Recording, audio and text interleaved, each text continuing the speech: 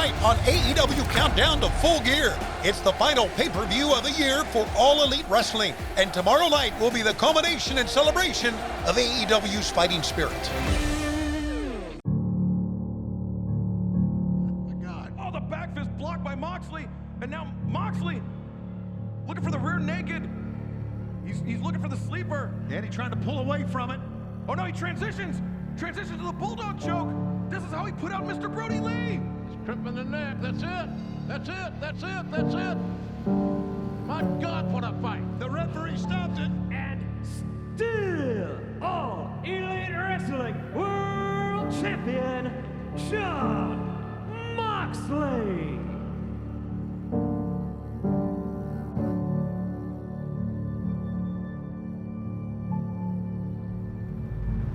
When Eddie Kingston first started in AEW, the story was that he had to sell his wrestling gear to make ends meet. You know what I grew up around? Alcoholics, junkies. I grew up around that, and I had to survive. I had to grind. You couldn't last a day in my shoes. After my match was done with Cody, I went to the back and Jon Moxley hugged me. We have known each other since 2008 or 9. And he hugged me. And you know what I felt when he hugged me? I felt disgust. Oh, because you hugged me now. But when I was starving and you were making money as an entertainer, you forgot about people like me. He's fiercely loyal. He's, experienced hardships and loss. When I knew that I was doing this interview, I sat down, I put on my Sweet and Sour Larry Sweeney shirt. He was Eddie Kingston's best friend. When Sweeney passed away, it hurt all of us, but it almost destroyed Kingston. And to Kingston's credit, he came back. He was able to persevere. He was able to come back from all of that. But, and I think Eddie will be the first to admit it, he's his own worst enemy. I already told him I'm not gonna apologize for anything. Everything I have in this business, everything I have in my life, I have earned inch by inch, mile by mile, table by every table. So I'm not gonna make you feel guilty because you don't like the way things turned out for you. But you're here now, man. You have a world title shot against the #1 wrestler in this game. How did the rivalry start between the Young Bucks and FTR? Tag team aficionados are drooling. It could be the tag team match of the entire year. This rivalry has begun years before AEW. Year in and year out, the Young Bucks were considered the best tag team in the world. Not just by fans, but by wrestling journalists. Until they weren't. FTR was the team that dethroned them. Because we talk heavy, we hit hard, and we are the absolute best tag team on this planet. We're the first tag team in professional wrestling to give them a run for their money and even surpass them and show people what tag team wrestling could and should be. For so many years, we dominated tag team wrestling. And here's these guys who come seemingly from out of nowhere, and they start stealing our thunder? We didn't take that too kindly. They say styles makes fights. Young Bucks are gonna hit you with high, flying, big, flashy moves. Where FTR is gonna ground you, maybe hook a submission hold, work a body part, go old school on you. I think the Young Bucks being in AEW is what drew FTR here. FTR versus the Young Bucks, the ultimate dream match. Yeah, that's important. But the most important thing is walking out of Full Gear as the AEW World Tag Team Champions and proving to ourselves, proving to the Young Bucks, proving to the wrestling fans and the whole wrestling world that we're the greatest tag team of a generation. A long time ago, I said, one day, the Young Bucks and FTR will wrestle and the world will rejoice. Well, at Full Gear, the world will be rejoicing.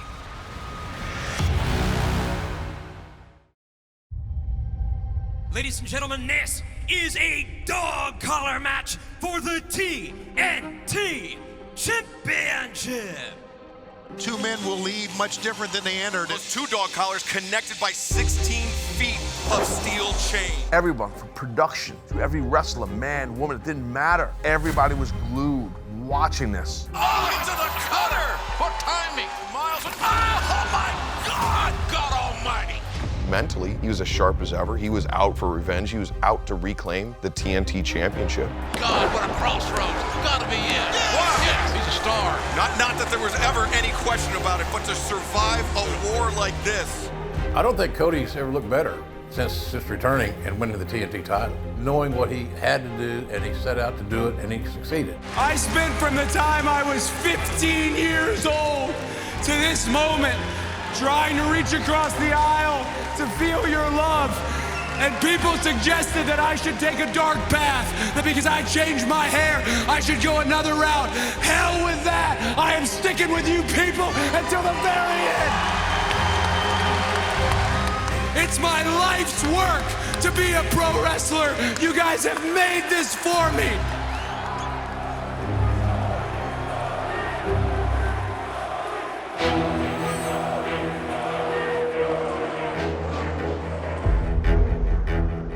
Cody represents everything this TNT championship means on paper.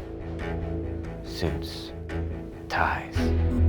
Darby represents the exact opposite. Darby represents relentless. What that means doing anything it takes to get what you want. I have to ask myself, what's most important in this story? The beginning, the middle, or the end? Every single time MJF and Chris Jericho appear on screen together, there's magic. I can understand why you'd want to be in the inner circle, because just being in the ring with Chris Jericho puts you on a higher level, doesn't it, Max? So let me ask you once again, do you want to be in the inner circle? I've never felt chemistry like that before, outside of the women, I don't know, Christopher. Do you want me to be in the inner circle? I don't know. Do you want to be in the inner circle? I don't know. Do you want me to be in the inner circle, Chris? Do you want to be in the inner circle, Do you Max? want me to be in the... I asked you Do you first. want to be in the inner I circle? asked you first. Do you want to be in the inner circle? And it's not a weird chemistry, it's a brother chemistry. I felt like I was in the ring with my big brother. You know who the biggest jackass is in AEW? I know who the biggest jackass in AEW Oh, yeah? is. Do you want to know? It right now? I'm going to say it. You want to know who the biggest jackass is? I'm going to say it. I'm going to say it. Cody Rhodes! Oh, they're so funny. Oh. And I was talking back and forth with my best friend, almost like a soulmate. These are two guys from separate generations, yet we both have the same mindset. I don't know how many egos the Inner Circle can handle. There's plenty already there. They got one alpha male leader. It's unquestionable Chris Jericho. So I don't know how the hell they would get along.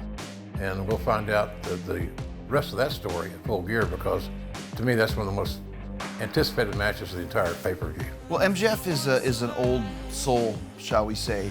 He's far better than he has any right to be with the amount of experience that he has and how young he is.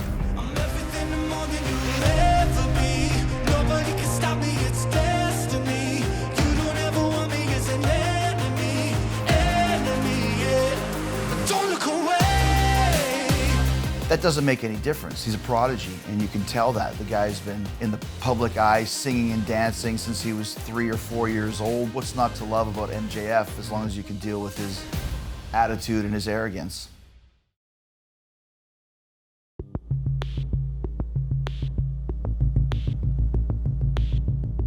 I think me and Chris, we have a very fun relationship, a very interesting relationship. I think at times, sure, we most certainly can get under each other's skin, but that's only because we both want to outperform one another, which is normal, because we're both alphas and we're both really, really, really good at our job. I believe in you, man. I believe in you too, Max. Much respect. There you go. Have a great show. Yeah, have a great show tonight. No, you have a great Kill show. it! You'd kill it. What a loser. The Dinner Debonair is one of the greatest segments in pro wrestling history that nobody saw coming, and nobody could have pulled that off besides Max and myself. Nobody. Like the wallpaper sticks to the wall, like the seashore clings to the sea, like you'll never get rid of your shadow. Chris, you'll never get rid of me. In the business now, then, in the future. So the chemistry is off the charts. Chris Jericho, the man, the myth, the legend, the champion. Come on, baby! Oh yeah! Oh yeah! The demo god. That means an awful lot. Yeah, you know? You're pretty great. No. Chris, stop it. You're pretty great. You're great. No, Chris! You're great, man! For MJF, if I'm being really frank and really blunt, I don't think it would benefit him to be with the Inner Circle. Let's talk about that, huh? What a present. Is that not the greatest gift you've ever seen? Thank you so much for this amazing present. Thank you.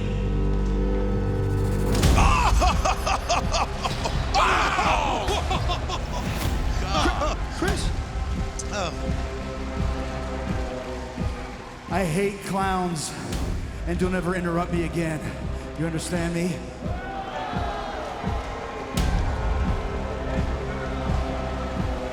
This may change the course of what MJF had to say next week. Of course. You got me there for a second. Prestige, my mega stardom. I really don't know what I wouldn't bring to the group.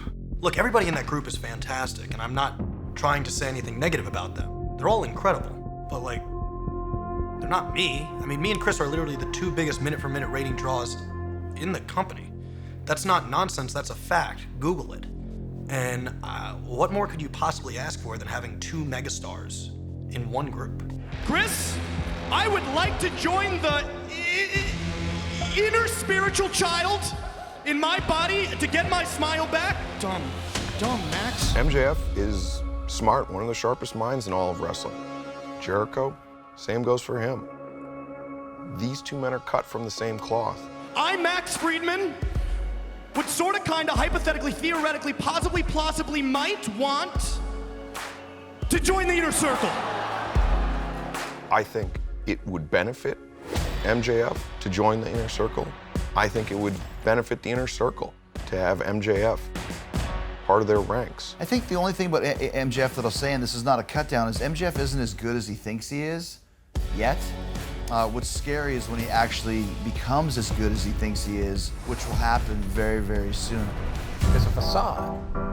They're both attempting to play mind games with the other, and neither are smart enough to succeed. Jericho is someone that knows talent. He sees maybe a new version of Chris Jericho in MJF. So you got two of the great communicators in all of pro wrestling stepping in the ring together. How they communicate physically is going to be very intriguing. But I think Jericho could very easily have said, you know, this little son of a gun reminds me of me, 25 years ago. So I ask you, Christopher,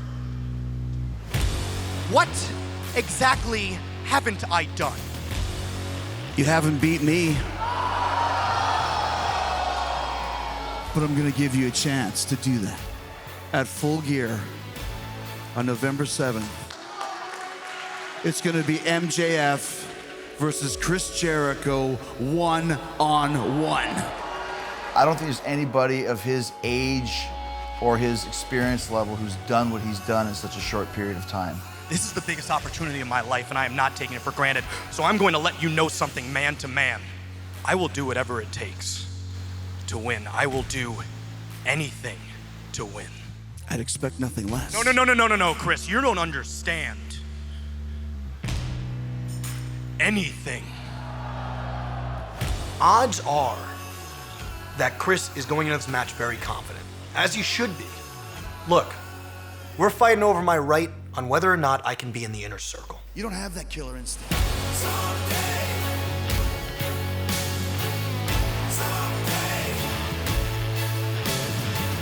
He's passed a lot of tests to earn the right to stand across the ring from Chris Jericho. From his performance in Le Dinner Debonair, to the way he answered the questions at the town hall meeting, to the way he handled Sammy and Ortiz's resistance to him joining the Inner Circle. Everything he's done, every step of the way has been absolutely tremendous. He's showing why I'm even considering this in the first place, but he still has to beat me. I don't know if he can. Like I said, not a lot of people can beat Chris Jericho. They're both smart enough to realize what a threat the other man possesses. Can MJF beat me? I don't know. It would bar none be the biggest win in my entire career, and that's saying stuff, man, because I've beaten everybody. But Chris Jericho isn't everybody. Chris Jericho is a legend. Chris Jericho is a first ballot Hall of Famer. Chris Jericho will probably go down as one of, if not the greatest professional wrestler of all time, until I retire. If he's good enough physically, if he's good enough mentally, if he's smart enough, maybe he can beat Chris Jericho. I wouldn't bet on it, but if he can, then he'll be offered the keys to the Inner Circle Kingdom. Still to come on AEW Countdown to Full Gear. Will the Beast Nyla Rose be able to dethrone the AEW Women's Champion, Shida? What does Matt Hardy have planned for Sammy Guevara in the Elite Deletion? And who will walk out of Full Gear as the #1 contender for the AEW World Championship? Plus, we'll take a look at the AEW World Tag Team Championship match a year in the making. And who has the advantage going into the AEW World Championship I Quit match tomorrow night, live on pay-per-view. But up next, will Darby Allin be able to defeat Cody for the TNT Championship? We will hear from the champion and the challenger. A little over a year ago, talk in the wrestling world, a company named AEW opening up. Well, for an old-timer like me that's been a wrestler 38 years, I looked at that and went, awesome. Now for every person that is a fan of professional wrestling, you have a home. I have a home. Cody is the face of this company. He's the hardest working man in this company. That's who Cody wants to be. He wants to dress the part. He wants to look the part. He wants to act the part.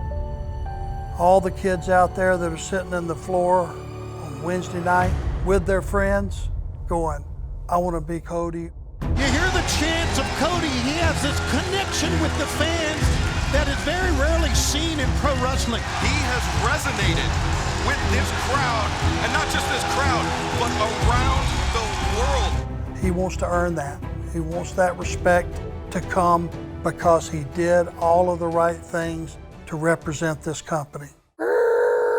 Screech to a halt. Darby Allin is a strange enigma.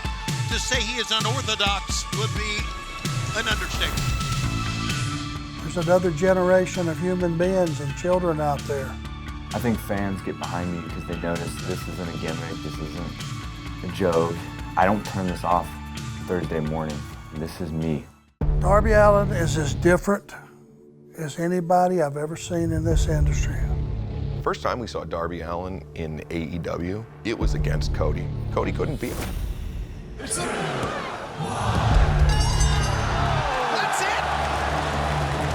minutes has expired. Ladies and gentlemen, the time limit has expired. I've been Darby's daddy on more than one occasion. Arms on the apron. Arn defending his knees. Oh! Arn putting the knees up. They're covered. Yes, finally. Oh, look at that! He's gonna win! He's gonna win! Cody's got him! No, Cody got him pinned! What? The Darby that Cody's going to face at Full Gear is a different crazy cat than he was before. Kid gets better every single time out.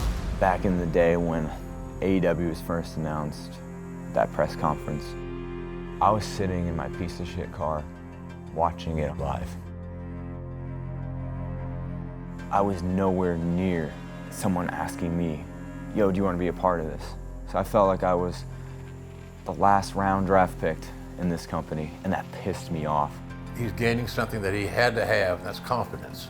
He's been told all his life you can't do it. You're too small. You're too unorthodox. You're not traditional, but he's overcome all those preconceived notions. I paint my face because when I was 5 years old, my uncle was drunk driving, and he picked me up, and about an hour into the car ride, he crashed, and he passed away, but I survived. So I paint 50% of my face because 50% of me feels dead inside. See, when something like that happens at such an early age, it shapes you, and it makes you question everything and don't trust anybody. Inside, no matter what I do, or whatever I accomplish, nothing's ever good enough. I'm always out there to prove someone wrong. The TNT Championship means virtually every week you're going to have a top flight performer step up and go, I'm next in line. Cody, he's hog-headed. He believes he's the champion, you're the challenger. He's going to give you a fair crack at what the prize is. It's been documented you gained 14 pounds during your hiatus. Is there a goal in mind with this weight gain?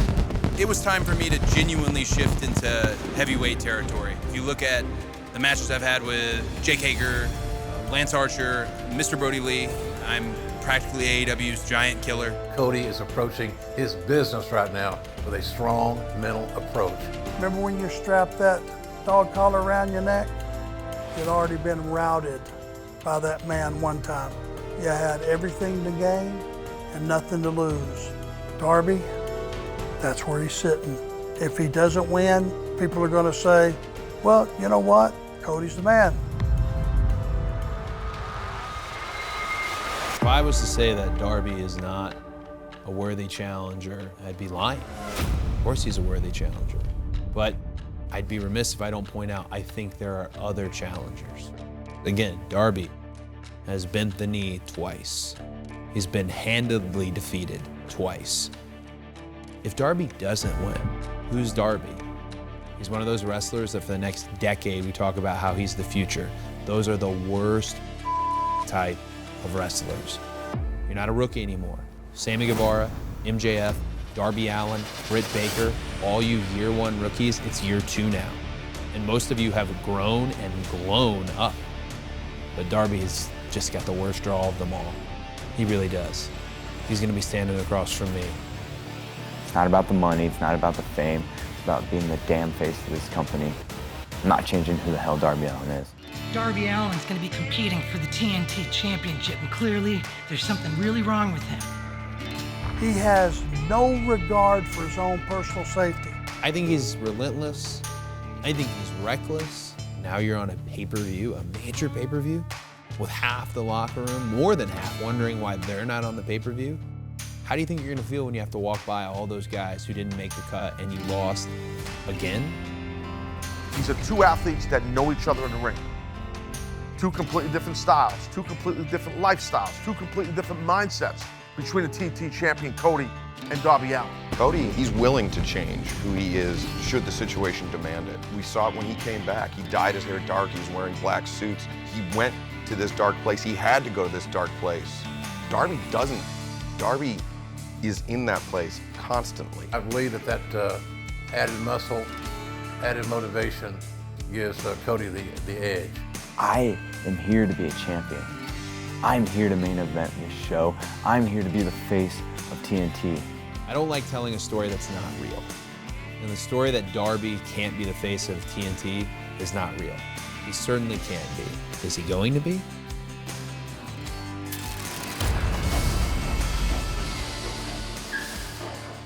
Still to come on AEW Countdown to Full Gear. It's the most anticipated tag team match of the year. Will FTR be able to defeat the Young Bucks to prove that they are the best tag team in the world today? And we'll hear from the AEW World Champion Jon Moxley and the challenger Eddie Kingston. But up next, we will take a look at the AEW Women's Championship, the Elite Deletion, and Kenny Omega against Hangman Adam Page.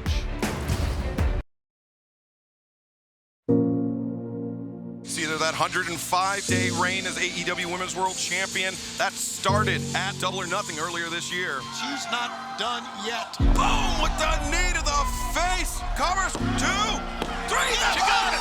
Sheeta's a champion.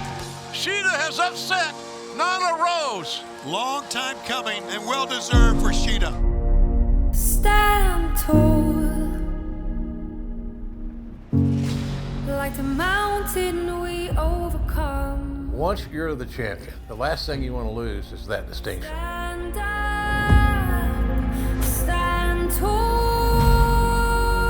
Either the athlete makes the championship or the championship makes the athlete. She has made the AEW Women's World Championship. Take it all.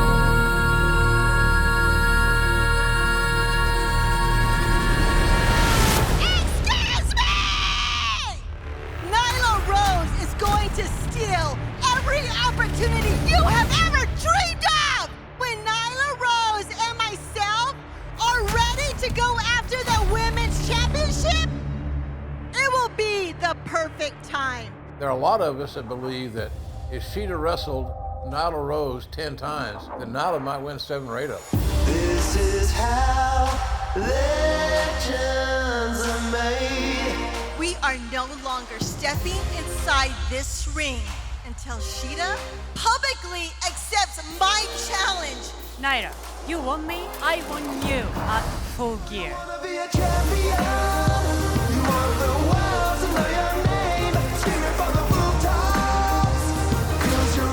I invite you to come into our ring. Folks, this is going to be a slobber knocker, I can tell you that right now.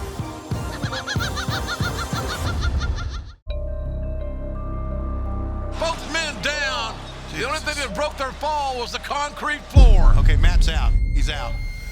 Over the last couple of days, the outpouring of love and support has truly been overwhelming, humbling, even mind-blowing. I can't believe how much love I've been shown. Thank you again. Thank you all. Thank you. But maybe it's a good thing that this vendetta between myself and Sammy is over. Most importantly for me, professional wrestling is my love, my passion, and my journey is not over. We have a situation backstage. Come on. Isaiah, what has happened to Matt Hardy? I don't know. We was going to talk about a game plan for tonight. Yeah, next thing you know, I see them laid out. When it comes to my time in AEW thus far, I would say it has been good and bad. I enjoy the environment at All Elite Wrestling. I've been able to contribute. I've been able to give back. And there's a lot of things I've done from a creative aspect that I love. The downside to that, the first show that I debuted was the first ever empty arena event. I expected to have 12,000 people, going delete, delete, delete, but that wasn't the case. Also, to add to that, there's just been strange incidences that have happened. One, I got hit in the head with a chair and split, and then there was the event that happened at All Out. But me, being who I am, Matt Hardy, the man who doesn't die, the man who will not die, I am still here, and I am still going to continue to make the most of this, and things will get better. Just like the world is gonna get better from this pandemic, I will move past this in AEW, and I will get back to the prominent position that I want to be in.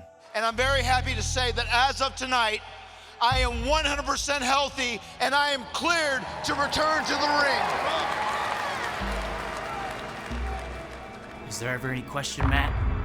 Who attacked Matt Hardy? It was me. It was me all along, and I'm never gonna stop. I'm the man that left you laying it all out. I'm the man that took out your knee. I'm the man that busted your face. And I'm the man that every single week they clear you, I'm gonna send you right back on the shelf. I'm gonna send you right back to the hospital, because this is not over until I send you home for good.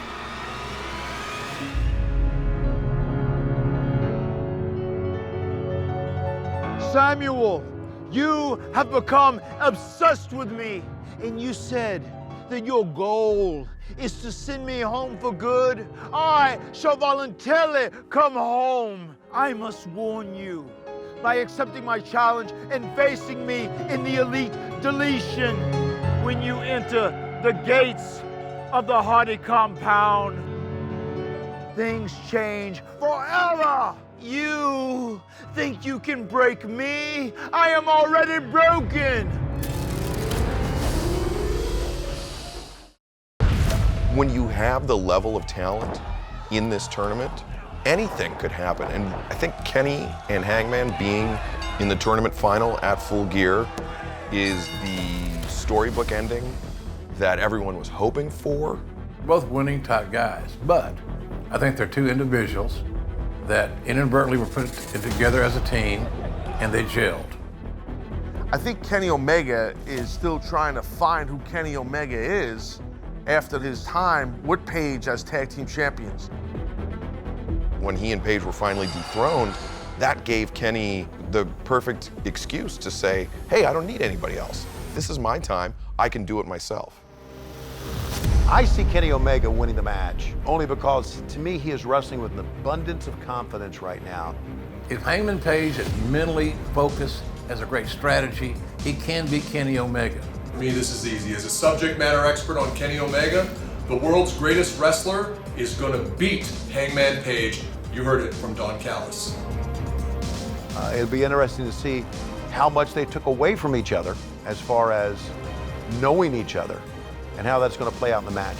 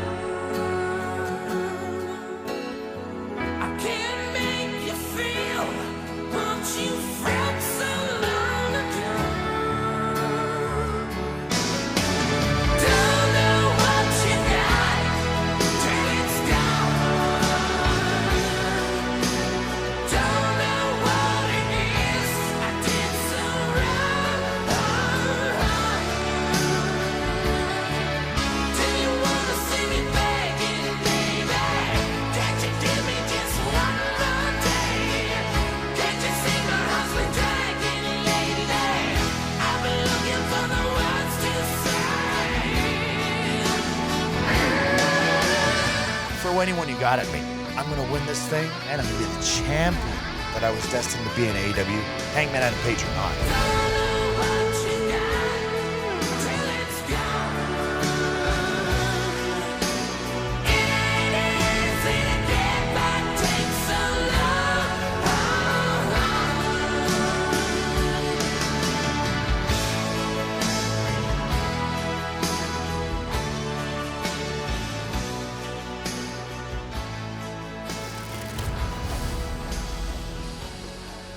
Still to come on AEW Countdown to Full Gear. It's the match the world's been waiting for. Who will walk out of Full Gear with the AEW Tag Team Championship? Two North Carolina boys, they're gonna do it their way, no matter if you like it or not. If you had to sum it up in one word, FTR's stay thus far here in AEW, it'd be successful. I think for the longest time here in AEW, I think it was cool to please the fans. I think it was cool to go out there and make the fans pop. And that is cool, but I think for myself and Cash, ultimately, leaving a legacy is what we want to do. FTR, they come in here, they dominate. They do what they said they're going to do. They've become a great team with the addition of Tully Blanchard. Nobody can deny how good we are. We're not saying that they aren't great. No, we're not doubting that at all. Clearly they are. And then you think about where we've been in the last year, and things haven't exactly gone our way. We'll be the first.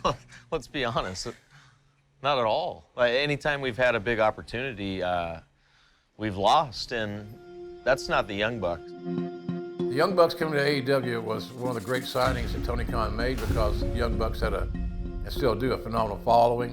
You talk about box office draws in tag team wrestling, you talk about the Young Bucks. Nobody has drawn the money that we did all around the world. And the Young Bucks brought tag team wrestling back to superiority. And I have to give them that. We all thought, including myself, well, heck, they'll be the champions sooner than later. Then we have the tournament, they get beat in the first round by the number 8 seed, Private Party. Who the hell saw that coming? I didn't. Professional wrestling is all about, what have you done for me lately? And lately, we haven't been delivering like we normally would have. I think that the Young Bucks believe, based on what we've seen in recent weeks, that they have to be more aggressive. What? Oh, no! What in the hell? They are as angry and as mad as I've ever seen them. Those lashing out, those unsportsmanlike moments come out of frustration. They're pissed off. They haven't done better. Jeez. What, did we interrupt something? The Young Bucks now as executives have pretty deep pockets and can afford to pay fines that some members of this roster would shudder at. They want to be the unquestioned top of the food chain, and they're not anymore. And the second we stepped foot in AEW, you saw this change. All I know is that when we started acting ourselves again, I felt like something just feels right again. This has always been in the heart of the Young Bucks. It's been a while since I've seen it awoken. That felt good. They can't help it when they're threatened, when they know they're not the best at what they do. They're going to do whatever they can to take attention away from us, away from these and put it on themselves. How upset was FTR when we won the 4-way tag match to become #1 contenders? I don't think they thought we even had a shot, because every time we've had a shot, like I've said, we've pretty much blown it. We know that this opportunity is rare. Finally, the Bucks and FTR at Full Gear. What the? FTR's swarming on the Bucks. Nick Jackson's being set up. Oh, the spike! They're gonna try to break the leg of man now! Oh, no! Oh, my God! Matt, I think the question that's on everybody's mind is, how's your ankle? Doc Sampson says it's a severe sprain, tubular contusion. My ankle's fine. This match has been brewing for years now. You think that a little baby injury like this is gonna keep me out of Full Gear? The Young Bucks have proven time and time again that don't count them out. Do so at your own peril. The question I'm asking a lot is, who's the better tag team, Young Bucks or FTR? The accolade goes with the team that has the gold. And that's how it's always been measured. That's how it should still be measured. Not a popularity contest, not who sells the most t-shirts, but who can whip ass in the ring. And right now, FTR is the tag team champions. FTR is the better team. And the way the Young Bucks can dispel that and change my mind, become the tag champions, then you get that accolade. We've always reacted best when our backs are up against a wall. That's why at Full Gear, if we don't win the tag titles this time, we're never challenging for the tag titles ever again. They may not understand it, but they've shot themselves in the foot. This is a must-win for the Young Bucks. Interesting to see what style is going to prevail and what team will walk out the World Tag Team Champs. It's time to bet everything on the Young Bucks again. Coming up next, we will take a special look at the AEW World Championship I Quit match between Jon Moxley and Eddie Kingston. This one is personal. My love for pro wrestling started as a kid. I couldn't calm down when I was a kid. I was a hyper kid. And my poor, beautiful mother, hey, Ma, she had to calm me down. And the only way she could calm me down was putting in wrestling tapes. Here's a couple of things I know about Eddie Kingston from talking to him. This may be a surprise to many, but Eddie Kingston's best friend is his mom. She is the person that really, I wouldn't say leads him, but mentors him. He believes in his mom. And that's what keeps me going. That's what keeps me driving. Not money, not fame, love. 18 years of grinding in this business, Eddie Kingston has been through the ringer. He's been chewed up and spit out. As bad as anybody I've ever seen. But he had the respect of his peers. And he wants to throw all that away and embrace bitterness. You want anger to be constructive, not destructive. I wrestled the world's champion, Jon Moxley. And he put me in the Bulldog choke.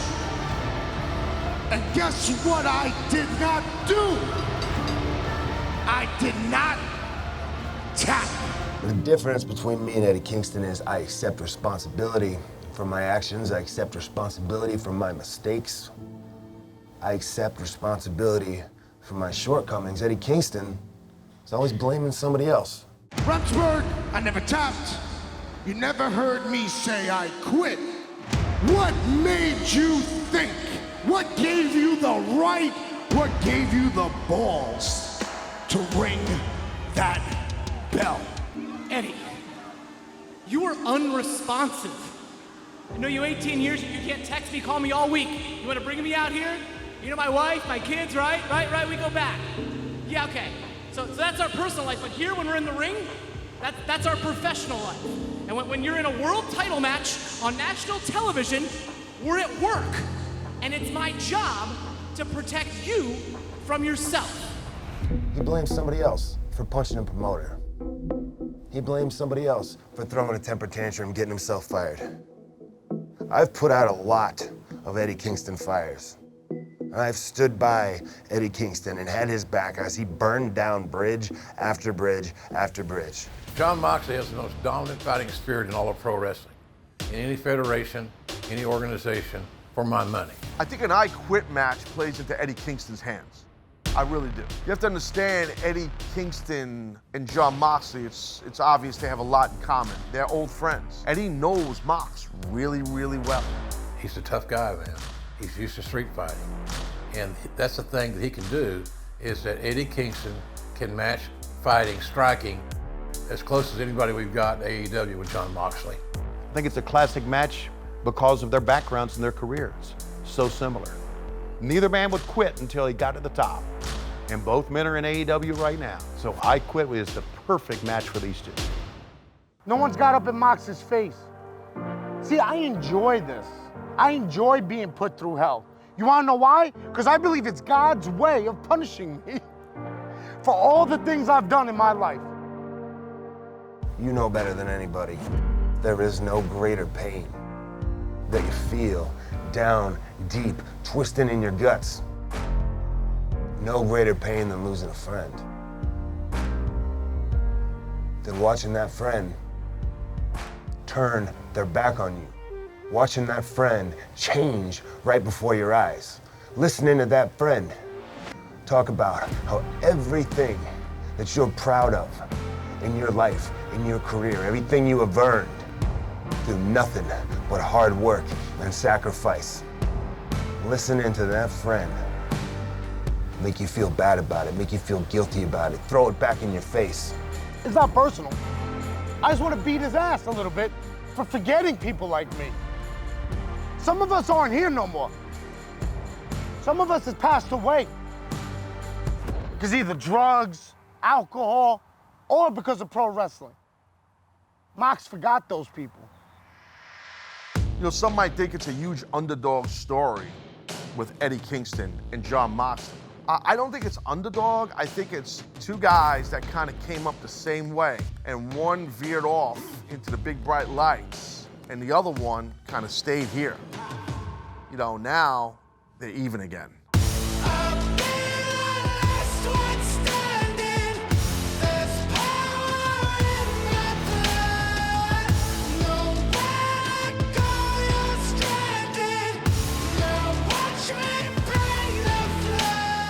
Until somebody proves to me that they can outfight Jon Moxley, I'm going to go with Moxley without a doubt. I think it's going to be it could be a bloodbath type match because the guys are going to be striking each other. That's Eddie Kingston's way to glory. What I care about is winning. What I care about is fighting. What I care about is looking at my mother and going, Ma, I'm sorry I didn't give you a grandkid. Ma, I'm sorry I didn't give you a daughter-in-law.